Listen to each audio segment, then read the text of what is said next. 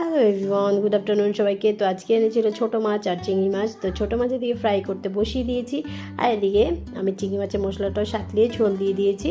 আর চিংড়ি মাছটা আগের থেকে আমি ভাজা করে রেখেছিলাম, সেটাও দিয়ে দিয়েছি। তো এদিকে এটা হতে থাকুক, তো আমি ছোটো মাছটা করে নেব। এদিকে আমার ছোটো মাছের মশলা সাঁতলানো হয়ে গেছে, ঝোল দিয়ে দিয়েছি। আর এদিকে আমার ছোটো মাছের তরকারিটাও রেডি, আর চিংড়ি মাছের তরকারিটাও আমার রেডি হয়ে গেছে। এদিকে গরম ভাত করেছিলাম, এদিকে ডাল, আর চিংড়ি মাছের তরকারিটা আমার হয়ে গেছে। ধনেপাতা আর গরম মশলা দিয়ে আমি নামিয়ে নিয়েছি। আর এদিকে আমার ছোটো মাছের তরকারিটাও হয়ে গেছে, শুকনো করে বানিয়েছিলাম, আর শুকনো করেই ছোটো মাছটা ভালো লাগে। আর এদিকে শিমের একটু ডাল করেছিলাম নিরামিষ, আজকে মাথা ছিল না মাছের মাথা, সেজন্য খালি খালিই করেছি।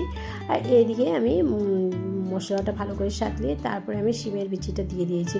এই রাত্রের জন্য একটু ডিম তরকারি করবো শুকনো করে, তো শুকনো করে বানাচ্ছি। এদিকে পুরের জন্য মশলাটাও করে নিয়েছি। তো এদিকে আমার ভাজা বসিয়ে দিয়েছি আমি, শিমলা মরিচ ভাজা। তো আজকে ব্লগটা কেমন লাগলো অবশ্যই কমেন্ট করে জানাবে, ভালো লাগলে লাইক শেয়ার করবে।